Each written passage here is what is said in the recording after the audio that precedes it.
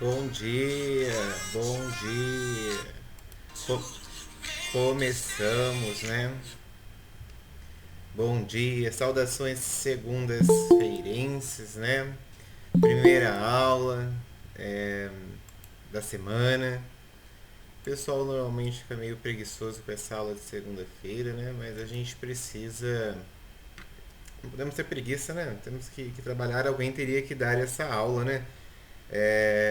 O pessoal os alunos são engraçados, né? Porque aula de sexta-feira, último horário, o pessoal não gosta também. Segunda-feira, primeiro horário, o pessoal não gosta também, né? Coitado do professor que acaba ficando com esses horários. Mas é, eu ainda sou daquele velho ditado que minha avó falava: Deus ajuda quem cedo madruga, né? Então, se Deus ajuda quem cedo madruga, 8 horas estamos aqui. Bom dia, sejam bem-vindos, né? Por enquanto ainda estamos na modalidade remota, respeitando aí o decreto municipal, né? Me parece que tem ali uma liminar em favor do Cinep. Vamos aguardar aí a manifestação da faculdade. A faculdade é associada ao Cinep, professor? A faculdade é associada ao Cinep, inclusive o professor Barbieri é o vice-presidente, né? Mas até onde eu sei, hoje as aulas ainda ficariam assim no remoto, no período da manhã, e me parece que amanhã vocês já estarão no presencial, se não houver nenhuma reforma aí por parte do TJ Paraná. Então vamos acompanhando, acompanhem aí as redes sociais da faculdade, aí dos seus professores de amanhã, porque me parece que amanhã, teoricamente, para aqueles que quiserem, a aula já retoma no presencial, se não houver nenhuma mudança hoje à tarde. No período da noite ainda não é possível porque tem o toque de recolher, né? Então não dá para. E o toque de recolher é estadual, não é municipal. Então o juiz não teria essa competência para estar determinando. Mas vamos aguardar, né? No mundo do direito, várias coisas podem acontecer e é bom que a gente já vai até acompanhando. Então, fiquem atentos porque pelo menos até esse presente momento, às 8 horas e 2 minutos da segunda-feira, e parece que amanhã vocês, quem quiser, existe já a possibilidade do presencial. Mas acompanhem, né? Porque muita coisa pode ser alterada aí ao longo do dia. Aula 2, já postei os slides, é um material simples de trabalho. Em anos anteriores, como eu sempre digo para os alunos, eu sempre, inclusive falei na aula passada, que a gente começaria essa aula com a conversa sobre o empresário. E depois, quando eu vou olhar direito a bibliografia básica, né, e obviamente o livro do Tomazetti, eu me lembro que tem sempre o capítulo 2 que eu vou até mostrar para vocês. Então, aula 2, o título dela é o novo direito empresarial ou novo direito comercial, né? Novo direito empresarial, antigo direito comercial. E nessa aula 2 eu peço licença, peço vênia para vocês que eu vou estar trabalhando dois capítulos do Marlon Tomazetti em uma aula só. Poxa, professor, então agora o senhor vai começar a juntar a matéria? Não. O capítulo 2 e o capítulo 3 eles vão tratar sobre essa questão da introdução dessa nova disciplina jurídica aqui no direito privado brasileiro, né, na legislação, juntando o direito comercial com o direito civil na parte da codificação. E a questão discute ali um pouquinho sobre essa autonomia de ramos do direito empresarial. Então, ainda que todas as vezes eu até né, sou furtado aqui pela minha lembrança e falo que a gente vai direto para empresário e depois, na hora que eu vou olhar, eu falo: pera lá, eu preciso conversar aqui com os meus alunos um pouquinho sobre o novo direito empresarial e sobre essa questão de autonomia de ramos. Então, explicando aqui, a aula 2 ela faz referência, você vai encontrar bibliografia para se atualizar, para aumentar aqui o seu conhecimento. É aula 2, capítulo 2 e capítulo 3 do Marlon Tomazetti. Esta é a base ali intelectual dessa aula. Então, não estou plagiando, estou dizendo diretamente de onde estou tirando aqui minha fonte bibliográfica e de que maneira e de onde eu estou aqui me baseando intelectualmente para poder estar conversando com vocês. Então, para quem for fazer leitura depois, capítulo 2 capítulo 3 do livro do Marlon Tomazetti, é o que a gente vai tratar aqui na aula 2. Na minha edição, que está até desatualizada, que é a nona edição, que é de 2000 e... meu livro é de 2018, mas já tem edição acho que 2019, 2020. Esses capítulos estão da página 44 à página 63. Então são 20 páginas ali que a gente vai conversar hoje aqui ao longo dos nossos próximos 60 minutos. E, dando início a essa conversa, então é uma matéria introdutória. Por que é uma matéria introdutória? Porque eu fiz questão de tratar com vocês nas aulas anteriores sobre a história do direito comercial no mundo e a história do direito comercial no Brasil. Professor, eu nem gostei muito, achei até que dava para pular. Parte histórica, gente, para quem não gosta de história, realmente vai ter a impressão que dá para fazer esse salto, dá para fazer essa supressão. Eu, particularmente, acredito que quando a gente aprende o porquê ou a origem, eu acho que fica mais fácil para você estar entendendo aqui algumas coisas do presente. Então, eu peço que vocês guardem ali aquilo que eu chamei de aula 1 e aula 1 parte 2, para que a gente possa estar aqui juntando com essa aula 2, que é a questão do novo direito empresarial, para que assim na próxima aula, que será a aula 3, a gente realmente possa trabalhar aqui o conceito de empresário e ir seguindo aqui ao longo da nossa matéria do terceiro semestre, agora acho que juntando o segundo semestre também. Então o item 1 que eu quero conversar com vocês nessa aula, ele está subdividido em assim, ó, o conceito de novo direito comercial barra empresarial. E aí a gente pode estar pensando assim, poxa, ele colocou a palavrinha novo, né? O que tem de novo aqui nessa questão? Estevão, na prova da OAB, infelizmente ou felizmente, entendeu? Não cai essa questão da parte histórica, mas na prova de vocês caem. Mas professor, se não cai na OAB, por que o senhor vai cobrar? Porque embora você precise da OAB para se formar, para ser um advogado, essa parte histórica é cobrada em alguns concursos. Mas a gente gastou 2 aulinhas, né? E a gente ainda vai fazer uma revisão. Então fiquem tranquilos que isso aí não vai pesar na vida de vocês. E também ter a referência aqui de primeira, segunda, terceira fase no mundo, primeira, segunda, terceira fase no Brasil, também acho que não vai ocupar um grande espaço aí no seu banco de dados particular aí para que depois você possa usar aí na OAB.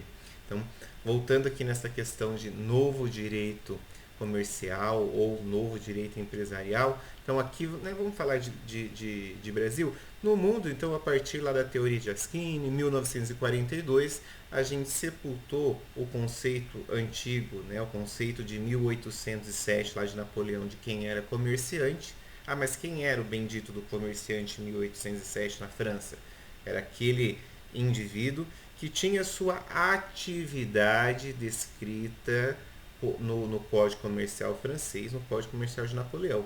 Então, cuidado que na segunda fase no mundo nós estamos falando de descrição de atividade de modo objetivo em uma legislação, uma codificação chamada Código Comercial francês ou Código Comercial de Napoleão.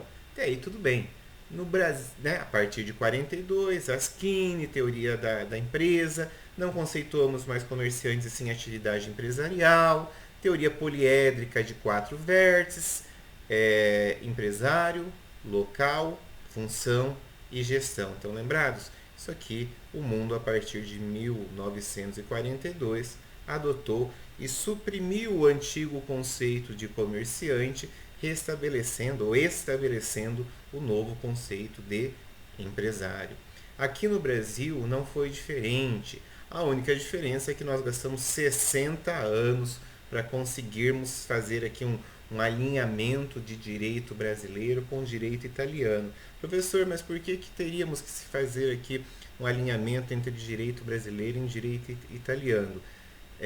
A questão não é a referência ser o direito italiano, a questão é ser a referência, o marco histórico, o formato jurídico em que o mundo começou a pontuar, a validar ali como ordem correta, como ordem jurídica que deva ser aplicada aqui, pelo menos nos países de origem anglo-saxão. Então, nesse sentido, aqui no Brasil, a partir de 2002, com a junção do Código Comercial parte geral, estão lembrados? Parte do direito terrestre, sobrando ainda parte do direito marítimo lá no Código de 1850. Então, aqui no Brasil, a partir de 2002, quando nós temos o atual Código Civil que deve estar aí sobre a sua mesa, nós fazemos uma junção, né, de legislativa de dois ramos do direito, pensando aqui na parte de codificação. A gente anexou a parte do direito comercial geral, né, como se cirurgicamente eu pudesse pensá-lo lá no Código de 1850 e transplantá-lo aqui por Código de 2002, porém fazendo a reforma, mudando a questão de atos de comércio lá do regulamento 737, estão lembrados? Aqui no Brasil, né, que veio dar jeito ao conceito de comerciante, para finalmente o conceito de empresário. Então, no meu slide aí eu anoto atos de comércio, conceito de empresa, conceito de empresário. Então, nós temos esse trinômio, nós temos essa passagem legislativa, essa passagem jurídica, essa passagem histórica, né? Estão vendo por que eu tratei com vocês em outras duas aulas? Para que a gente possa sair do antigo conceito de direito comercial para o atual direito, o conceito de direito comercial. Eu cursei a disciplina de Direito Comercial 1, Direito Comercial 2 na Universidade Estadual de Maringá, onde fiz faculdade nos anos lá de 1998, 1999. Então, eu acreditei, eu me formei, eu me baseei no Código de 1850. Não vou mentir, eu achava que era a maior dificuldade ali, uma das disciplinas que eu mais tinha dificuldade, porque eu achava que era uma legislação devidamente arcaica. Eu tinha muita dificuldade em juntar a questão do Código de 1850 com a atualidade, né? Por sorte ou azar, assim que eu me formei, aquilo tudo foi revogado com o atual Código Civil. A minha chateação é porque eu não tive aulas dessa parte que vocês hoje estão tendo, né? Eu não tive aula sobre direito empresarial. As minhas aulas foram dirigidas para o antigo direito comercial de 1850. Evidentemente que depois eu tive que estudar isso sozinho, fiz uma pós-atualização e trabalhando essa disciplina aqui na faculdade, evidentemente que todos os livros de graduação que eu posso, de doutrinadores, eu compro e, quer dizer, acredito que esteja alinhado com o atual período, com a atual legislação referido aqui neste assunto. Então, aqui nesse item 1, a gente tem uma passagem, né? A gente tem um transplante de atos de comércio. Aqui no Brasil, atos do comércio foi regulamentado através do Regulamento 737 de 25 de outubro de 1850, sendo alterado, sendo revogado pelo Código Civil Brasileiro de 2002, que a partir de 2002 a gente sepulta essa conversa aqui sobre o conceito de comerciante e passamos a ter no Brasil, vocês vão ver na próxima aula, o conceito de empresário. E só fazendo já um spoiler da próxima aula, né? Lá na Itália nós conceituamos a Skinny conceituou empresa. Aqui no Brasil a gente começa conceituando empresário. Depois a gente vai ver o por qual razão, o por qual motivo, mas não é o meu objeto da aula 2. E, né, aluno quando olha fontes do direito, ele já pensa, pai de misericórdia, agora o professor vai falar sobre a disciplina de TGP, né, Teoria Geral do Processo. Não vou falar sobre Teoria Geral do Processo. Mas todas as disciplinas, todos os ramos do direito, toda parte jurídica legislativa, eu acho que é sempre bom, sempre é importante a gente ter em mente ou ter a ideia do que são fontes primárias e do que são fontes secundárias daquela determinada área, daquela determinada legislação. Mas por que isso, professor? Eu gosto de fazer minha pesquisa lá junto com o Dr. Google. Olha, fiquem livres para fazer a pesquisa onde vocês quiserem, mas como advogado, como estudioso, sempre é bom a gente ter uma noção de onde procurar as coisas ou de onde vai ser ali o marco legal, ali, o marco legislativo da sua digamos assim, da sua petição ou do seu raciocínio. Então, é bem importante você saber quais são os marcos jurídicos, legislativos, quais são as legislações, de onde você tem que se pautar. Não adianta nada a gente vir conversar ou você por fazer uma petição ou discutir, né? Digamos que alguém não, a procuradoria ali do município vai recorrer aí da decisão que autoriza a volta às aulas. Não adianta nada nesse recurso ir lá pegar a jurisprudência, por exemplo, da Paraíba. Você vai dizer, professor, mas eu posso? Poder você pode. Agora, será que uma jurisprudência do TJPA Paraíba, né? Será que vai influenciar a TJ Paraná? Acho difícil, né? Nós temos aqui a individualidade de tribunais e cada um pode ter o entendimento da forma como quiser. Então, é nesse sentido que eu digo para vocês que essa divisão em fontes primárias e fontes secundárias é bem interessante e é bom a gente ter em mente aqui o raciocínio jurídico atualizado. Então vamos lá, ó. Obviamente a gente vai começar pelas fontes primárias, onde que primariamente eu vou encontrar aqui a solução, eu vou resolver as coisas do direito empresarial. Fontes primárias, pode ver que eu fiz questão ali, ó, e eu não estou colocando de forma equivocada, eu estou colocando porque eu gosto que o aluno entenda certinho o que eu estou dizendo. Eu coloquei ali, ó, primeiro travessãozinho, Código Comercial. E daí você deve estar pensando assim, poxa vida, Código Comercial, de que código será que o Juliano está tratando?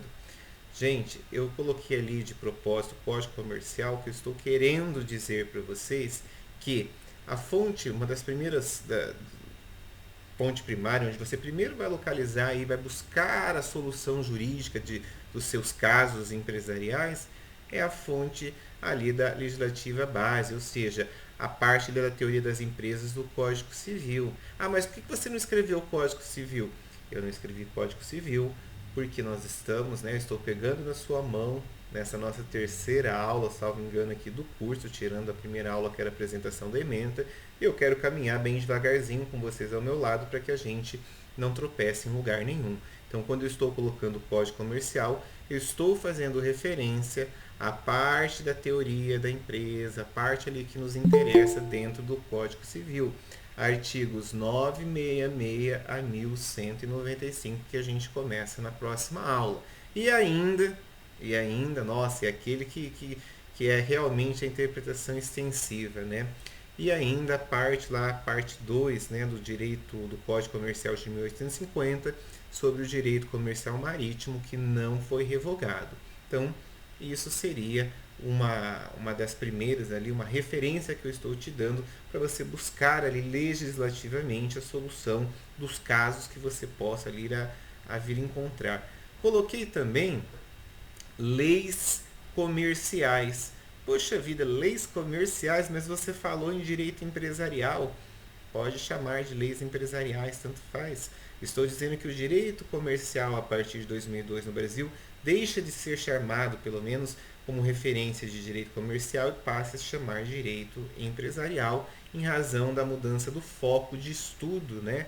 Antes estudávamos o conceito de comerciante, agora discutimos o conceito de atividade empresarial. Então ali eu cito para vocês a lei 640476, famosa lei das SAs. Se for eu o professor de Direito da Sociedade, a gente vai estar conversando isso mais ou menos no mês de novembro desse ano. Se não for eu, será o professor que vai dar essa disciplina no semestre que vem. Possivelmente serei eu. Né? Se não ganhar na loteria ou se não for subtraído desse mundo, acredito que serei eu. Lei 8.934/94, que é a lei do registro de empresa, que já vou mostrar uma curiosidade ali para vocês. Lei 11.111/05, que é a lei de recuperação judicial, a nova lei alimentar, que já tem até atualização dela.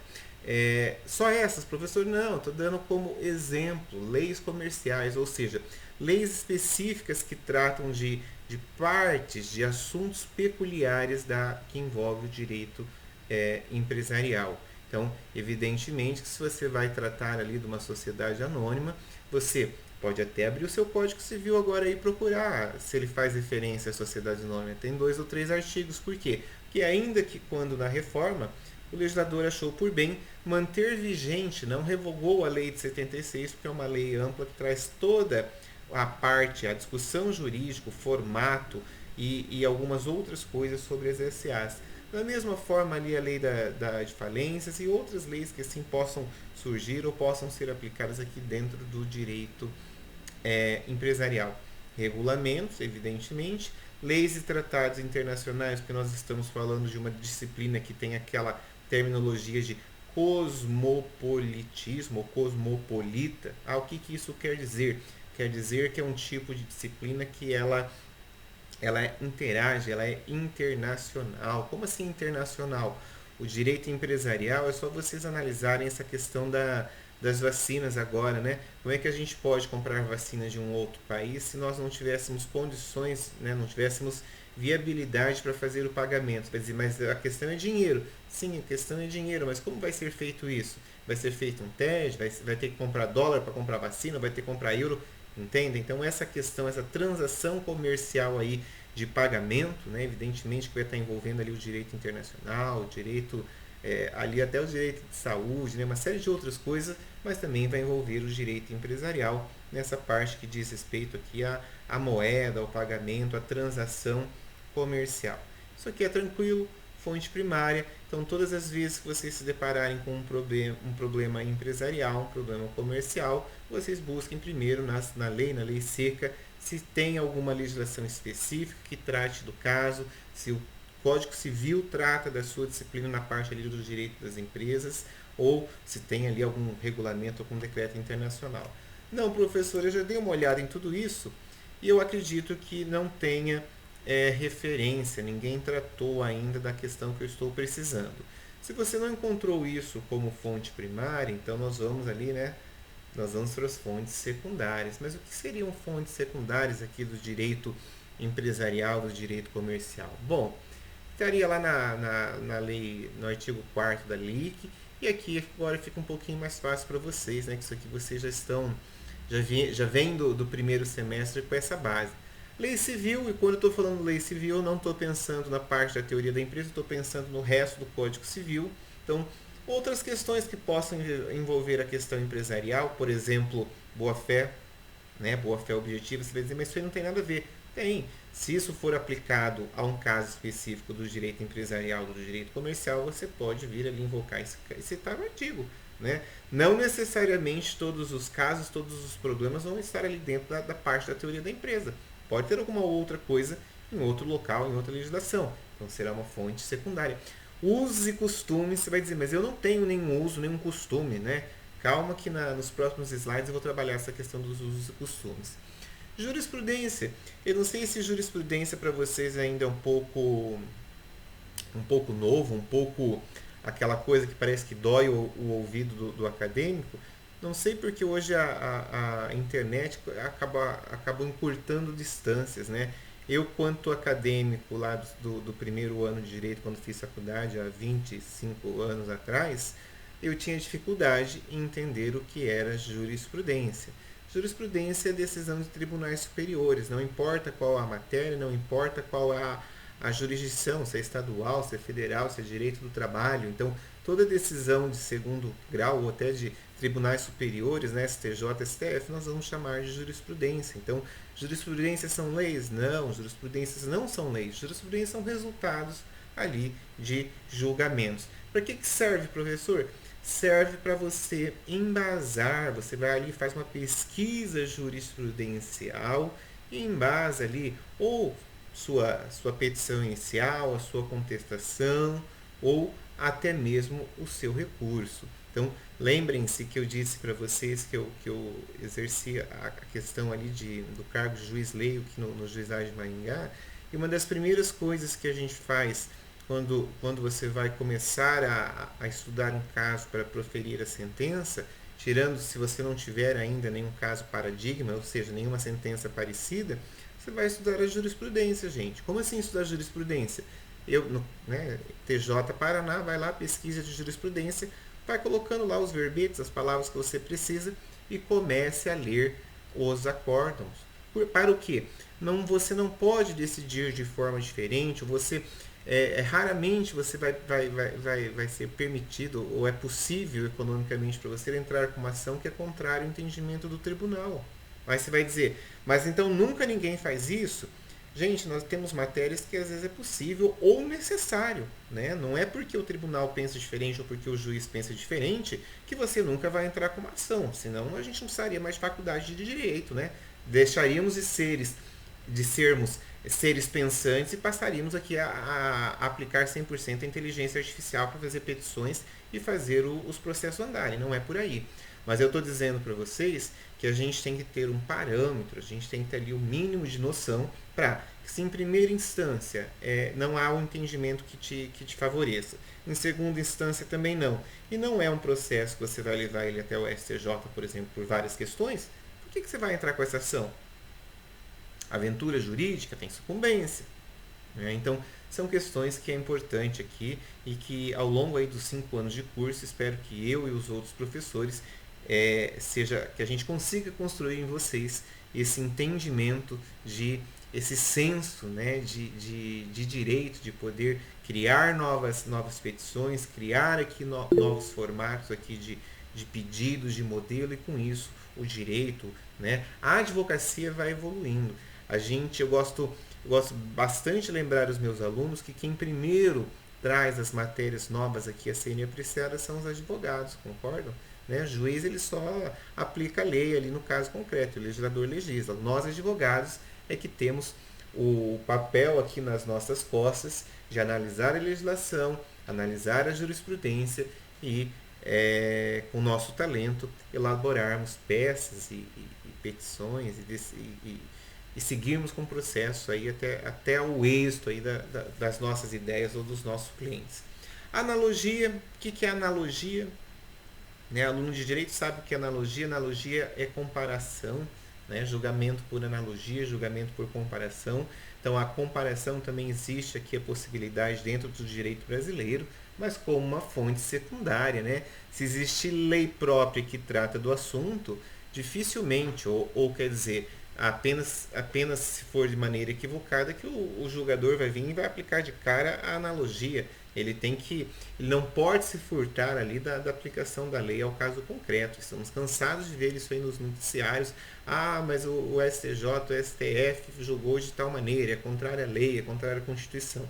Estão dizendo isso. Olha, como fonte secundária até que daria, mas nós temos fontes primárias que resolvem a questão e que nós não podemos passar por cima delas, como, né, exemplo em básico, a Constituição Federal. Princípios gerais de direito também são tidos como fontes secundárias do direito, são aquelas princípio da boa-fé, o princípio do não enriquecimento sem causa. Então são sempre aqui princípios que também são vistos aqui, podem ser aplicados aqui no juiz, pelo juiz, né? Ou você como advogado pode solicitar, pode peticionar no caso concreto. Então, bem tranquila essa conversa, porque fontes primárias, a lei seca e leis especiais que tratam da matéria em específico. Fontes secundárias, resto do Código Civil, usos e costumes, jurisprudência, analogia e princípios gerais de direito. Eu quero falar um pouquinho com vocês agora sobre essa questão de usos e costumes, porque eu até trago se estivesse no presencial ficaria até um pouco mais interessante a brincadeira que eu gosto de fazer, mas vou fazer assim mesmo. Professor, você tá me ouvindo? Estou ouvindo.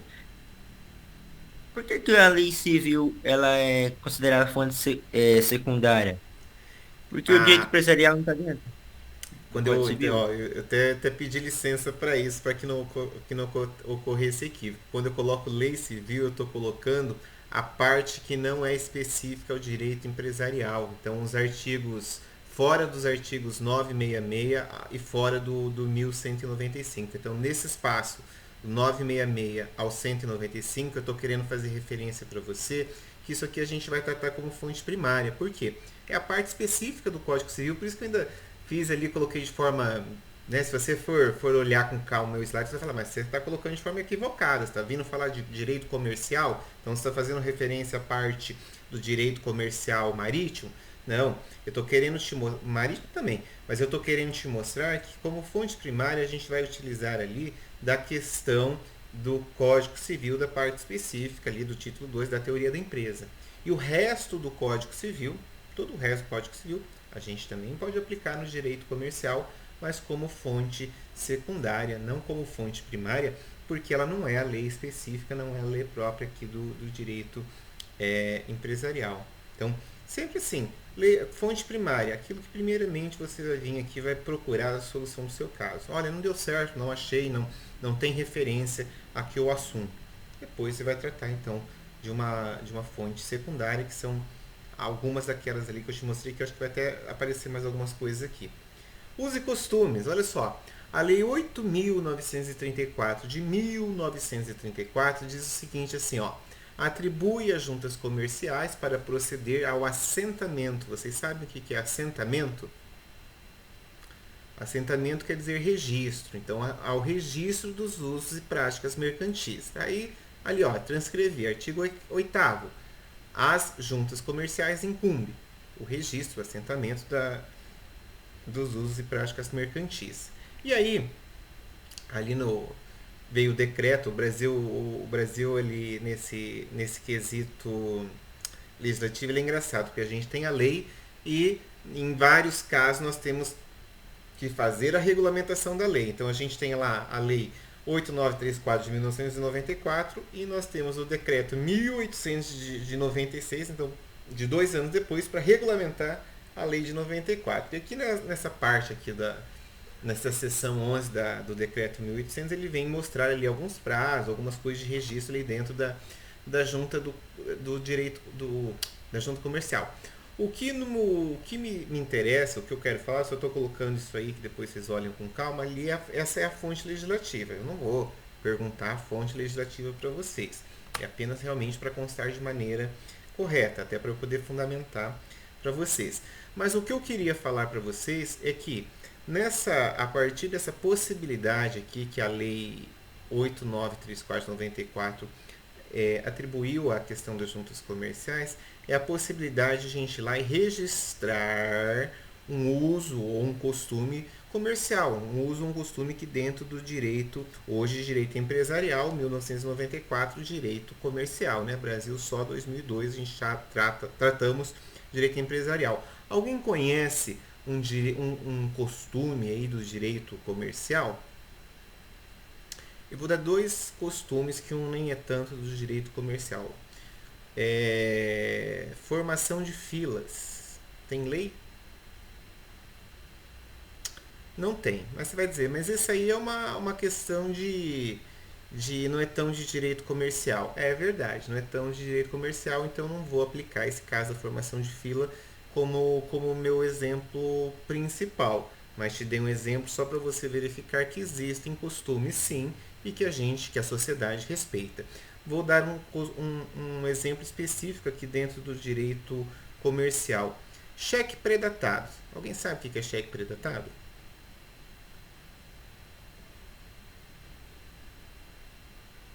Sim, professor. Cheque predatado, aquele. Devia até ter lembrado que agora estamos no remoto, deveria ter pego aqui, ter feito uns prints na internet, né? Cheque predatado, então quando você pega aquele. Deveria ter pego um cheque meu aqui também, né? Quando você pega aquele documento, né, que comumente a gente reconhece ele ali como cheque predatado, é uma ordem de pagamento, concorda? O predatar é colocar a data embaixo a caneta, não é isso? Posso escrever a lápis ali o predatar?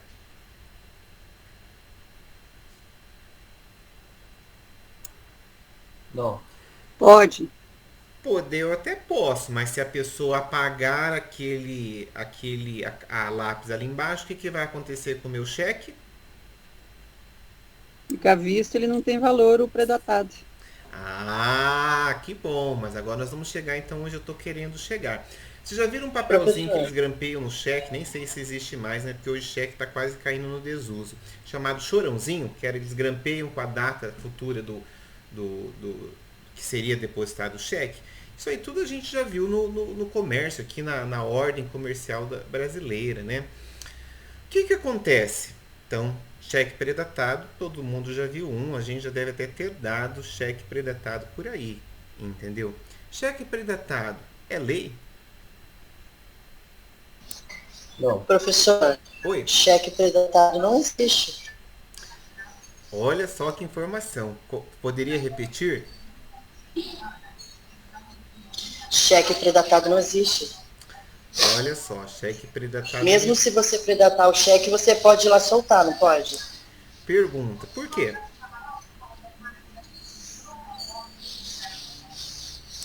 Porque Cheque. só existe cheque à vista. Isso, eu não trouxe É aqui um pagamento à vista. Isso, eu não trouxe a lei do cheque porque não é o meu intuito neste momento aqui da matéria, nem será aqui no segundo, terceiro semestre que vocês vão discutir títulos de crédito. Isso aí fica a cargo do professor Givago, salvo engano, no ano que vem, no terceiro, quarto, no quinto e no sexto semestre. Mas eu uso a questão do cheque predatado aqui para poder mostrar para vocês um costume de uso comercial, de uso no comércio. O cheque é uma lei de 1985 e diz que cheque é um pagamento à vista. Se cheque é um pagamento à vista, por que será que eu posso ir lá embaixo e colocar uma data futura, eu posso ir lá e grampear um papelzinho e as pessoas seguram e as pessoas respeitam essa data? Entendeu? Porque você fez um acordo com a pessoa. Ah, bem lembrado. Então quer dizer que eu fiz um acordo com a pessoa. Então é um costume, um acordo assim. Mas é um acordo que eu não tenho documento, concorda? Eu não fiz um contrato. Sim. Eu simplesmente Daí se você quiser ir lá soltar, você pode soltar. posso soltar. Eu tenho alguma consequência se eu soltar antes? Não. Tenho. Você acredita que eu tenho? Tem? Achei que Tenho. só era o de palavra. Por isso que eu vou mostrar duas coisas para vocês. Ó, até pesquisei aqui uma jurisprudência nova, porque a que eu tinha era de 2018. Quando você predata um cheque da maneira correta, né? O que é predatar um cheque da maneira correta? Segundo o costume, você pegar a caneta e lá embaixo dele, embaixo lá da assinatura, e colocar bom para colocar a data que é para ele cair, concorda? Sei lá, hoje é dia 15 do 3. Se eu for lá embaixo do cheque, colocar 15 do 4 de 2021. Veja, você não é obrigado a pegar esse meu título, concorda? Você pode se recusar, pode falar, não, ó, esse cheque aqui tem uma pré-data aqui embaixo, eu não aceito. Mas por que você pode se recusar? Porque existe o entendimento, existe o costume aqui dentro do direito comercial, o direito empresarial brasileiro, do cheque predatado. Então, esse costume gerou, inclusive, entendimento jurisprudencial, ou seja, judiciário, o Tribunal de Justiça. No caso aqui, eu peguei um do juizado, gente, pensando em menores valores envolvidos. Se você aceita um cheque predatado, então eu sou empresário, você foi lá no meu estabelecimento e apresentou lá um cheque para o dia 15 de 4 de 2021 e eu aceitei esse cheque. Digamos que seja um cheque de R$1.000, você comprou alguma coisa lá no meu estabelecimento. E eu, por equívoco ou por má fé mesmo, quando eu digo má fé, não vou respeitar esse predato. Deposito o cheque no banco. O banco não pode se recusar a fazer o pagamento do cheque, concorda? Por quê? Cheque é uma ordem de pagamento à vista. Então, o banco, teoricamente, teria que efetuar aqui a liquidação desse cheque. Mas se não tiver saldo na minha conta, o cheque vai ser devolvido por falta de fundos. E se isso acontecer, o entendimento da jurisprudência no Brasil atual, peguei uma de juizado, mas você pode pesquisar uma Tribunal de Justiça, por exemplo, que a gente tem aquilo que a gente chama ali, ó, dano moral por antecipação da data de cheque predatado. Então, se alguém efetuar um depósito, né, um saque de um cheque predatado antes da data, né, e esse cheque tiver uma devolução, obviamente, tem que ter uma consequência no mundo jurídico, né? Nós não estamos aqui é uma grande tese de discussão aqui dentro do direito civil, né? Que nós não podemos simplesmente pelo ato ilícito já conceder a indenização de plano, tem que ter aqui o dano. Então, se houver essa devolução, se houver custa, se houver nome no CCF ou Serasa ou qualquer outra coisa parecida, nós temos aqui o dever de indenizar. Eu atualizei a minha jurisprudência aqui dos meus slides porque há 2 anos atrás a turma recursal estava condenando em R$ 8.000. Infelizmente, todo o nosso ordenamento jurídico, dessa parte de aplicação aqui do judiciário, eles têm reduzido a questão dos valores em danos morais em razão do momento, da pandemia, uma série de outras coisas, por entender que o poder aquisitivo está menor, e se o poder aquisitivo está menor, a gente também tem que reduzir aqui os critérios de indenização. Essa é uma questão subjetiva de longa discussão, é praticamente filosofia dentro do direito comercial aqui, ou dentro do direito civil. Então, não estou aqui discutindo se eu acho certo ou se eu acho errado, eu estou apenas mostrando que existe a indenização, existe o dano moral no caso da apresentação de cheque pré-datado, cheque antes da data. Tem o saldo da conta, foi lá e o cheque foi pago. O que acontece?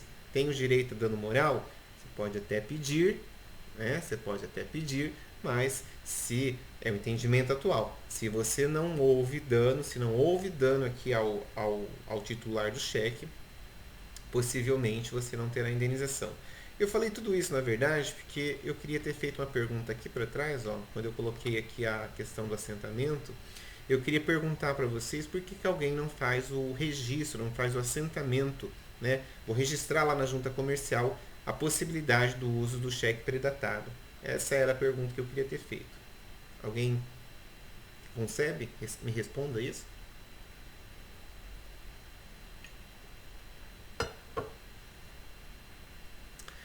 O assentamento, o registro de usos e costumes que a Lei 8934 permite, são usos e costumes desde que não sejam aquilo que a gente adora falar, contra a legem, né? Eu não posso registrar um costume que seja contra a lei.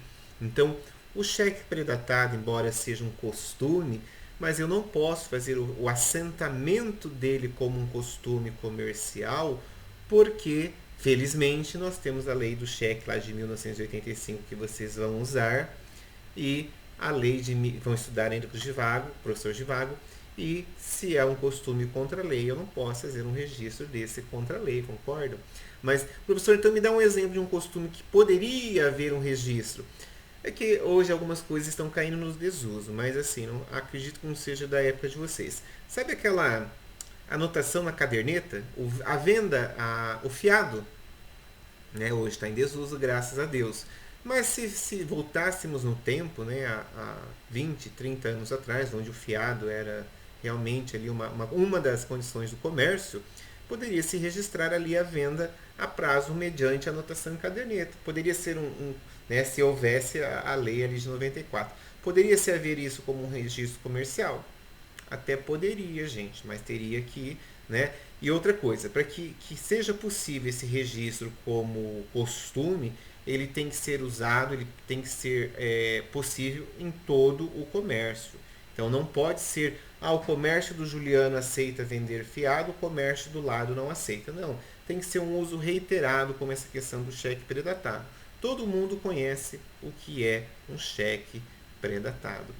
Eu particularmente, não sei se eu venho de uma outra época, mas eu tenho horror a cheque. Eu ainda tenho talão de cheque porque, infelizmente, algumas situações faz-se necessário, né?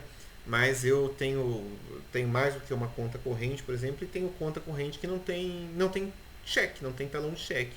E eu não acho nada. Quando eu digo não acho nada, porque hoje quase todas as transações, agora veio o Pix para acabar de sedimentar, são transações eletrônicas em que o cheque, na verdade, ele atrapalha as coisas, né? Por que ele atrapalha as coisas? Porque o cheque pode ser devolvido.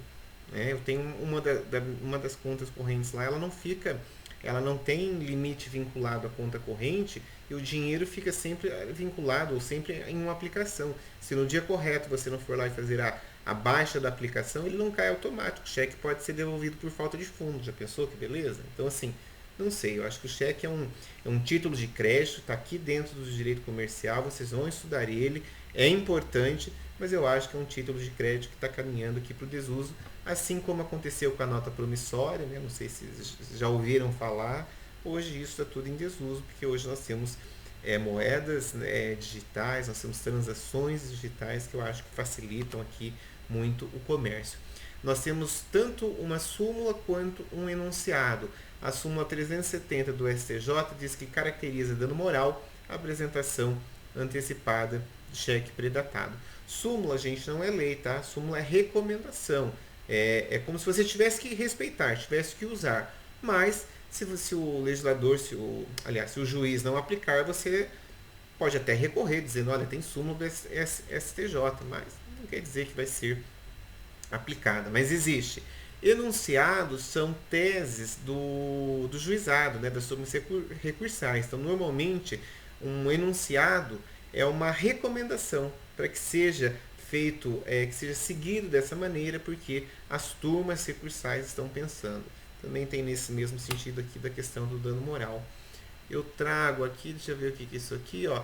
Eu trago, isso aqui é um RESP, né, um recurso especial, velho, deixa eu ver, não tem a data ali, mas é o número 877.074, que traz ali a questão da possibilidade dos usos e costumes mercantis e da junta comercial. Era só para exemplificar isso aqui, não precisa se preocupar.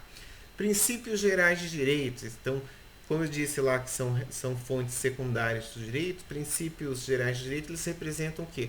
Uma orientação geral de todo o ordenamento jurídico, aquilo que a gente chama que é uma abstração lógica, daquilo que se constitui, que é um substrato comum em diversas normas positivas. Então, são princípios, são orientações. Como eu falei lá quando eu estava indicando eles, por exemplo, o princípio, a proibição do enriquecimento ilícito. Isso aí está lá no artigo 884 do Código Civil.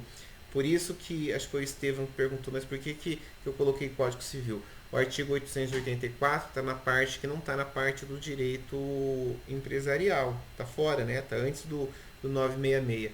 E mesmo estando antes, eu consigo aplicar aqui como princípio geral de direito.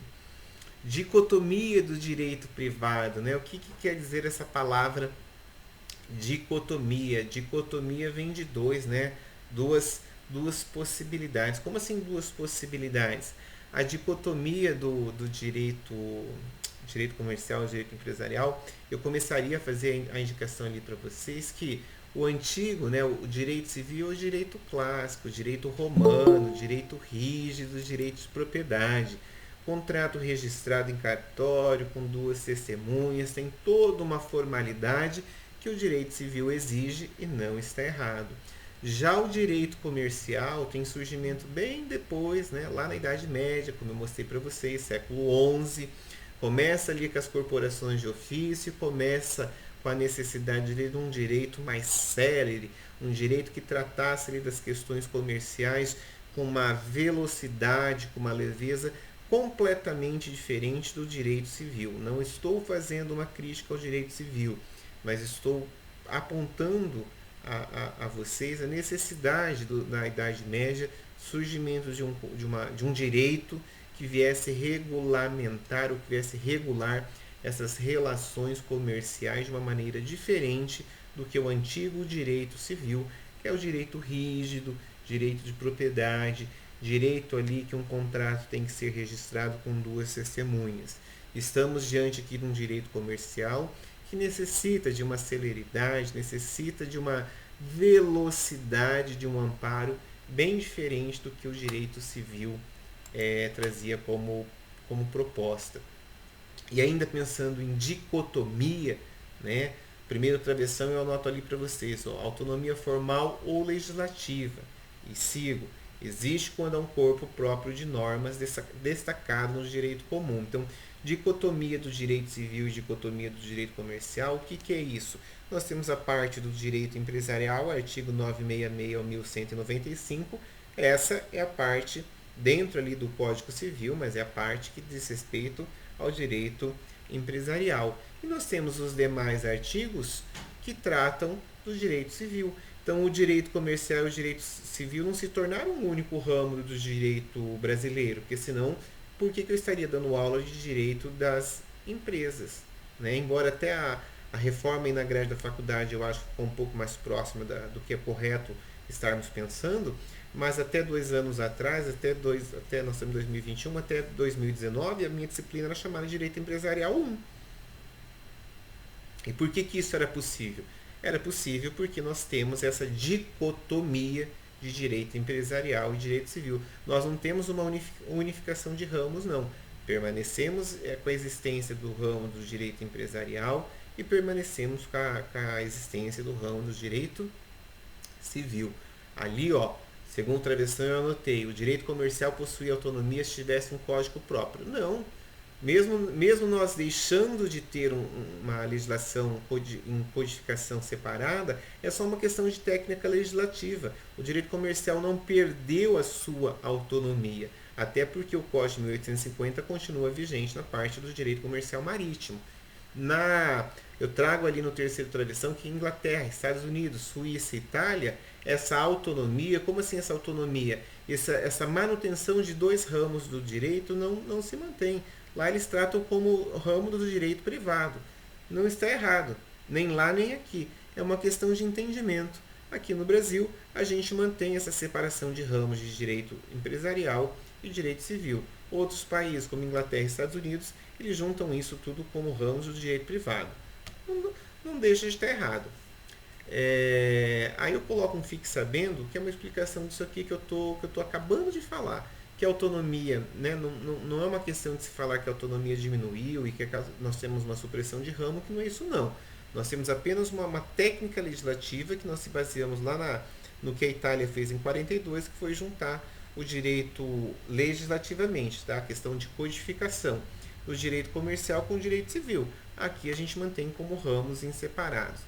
Eu trago uma curiosidade, escute aqui que essa curiosidade é bem interessante. Quando você vai buscar nos livros de história isso aqui, você fica pensativo uns 2 dias assim, nossa, mas será que isso é possível mesmo? Então, eu gosto de apontar isso aqui como curiosidade dentro dessa aula.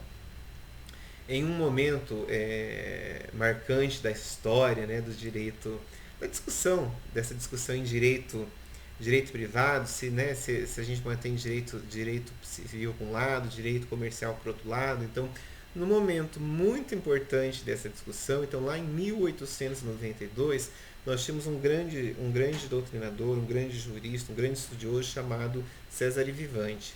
Ele foi dar uma aula magna na Universidade de Bolonha em 1892.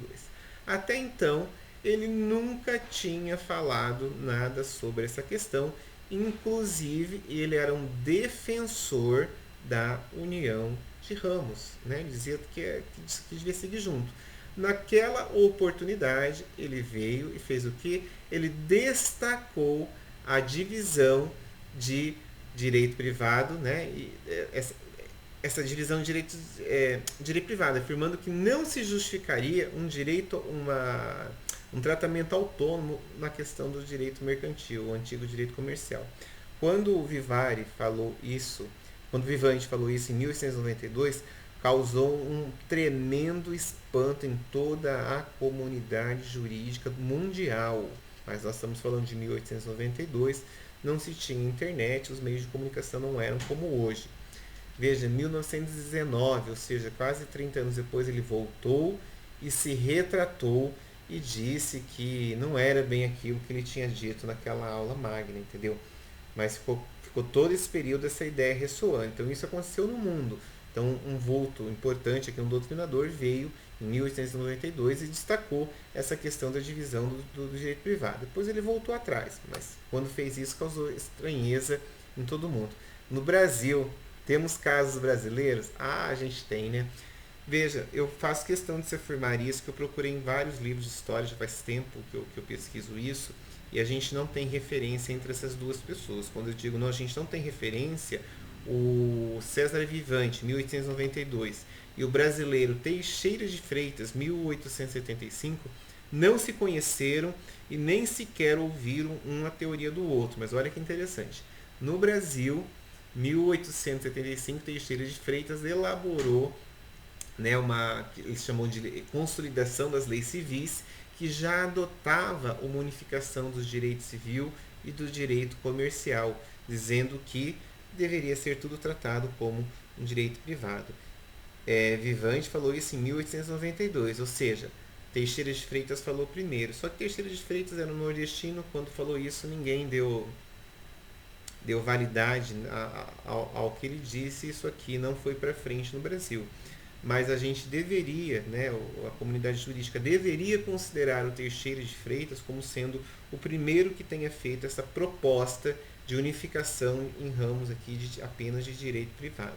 Mas infelizmente, em razão da sua localização geográfica e do país que ele estava, ele não teve a visibilidade que era necessário.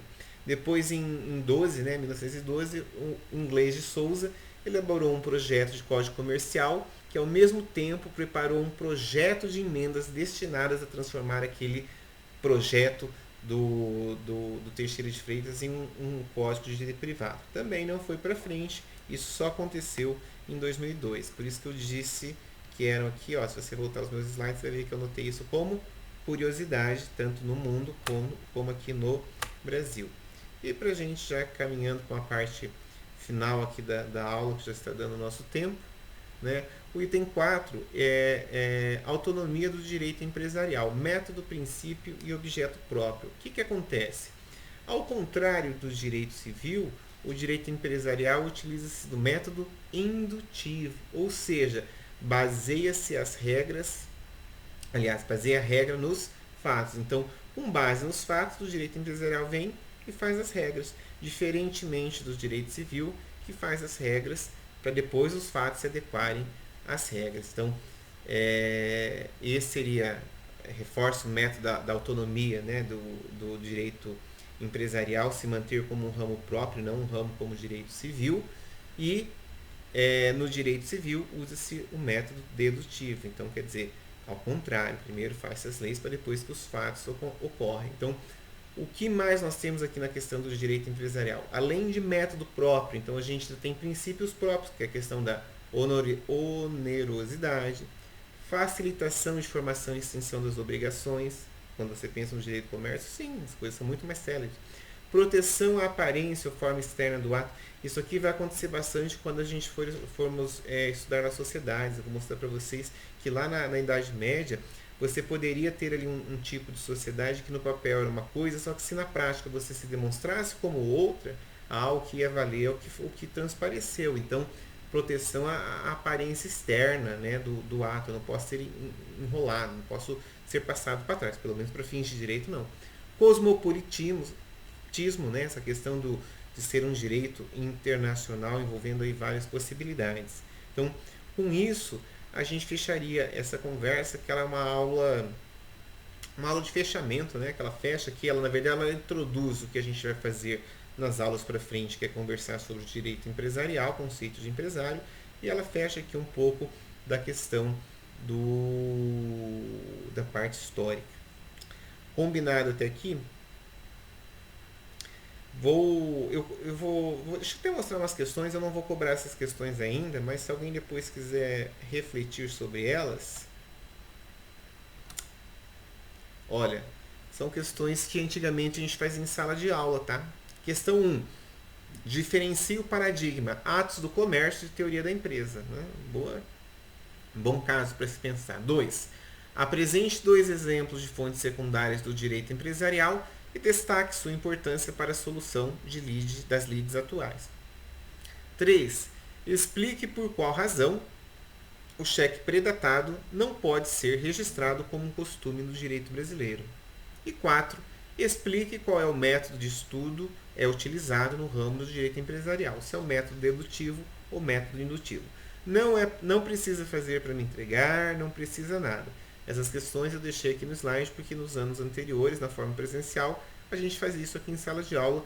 Então, como nós estamos no remoto, eu estou mostrando para vocês, mas você pode aí mentalmente até fazer as respostas que eu abordei todos esses temas ao longo da aula. Eu vou cessar aqui, vou interromper a gravação e vou fazer a chamada. Combinado?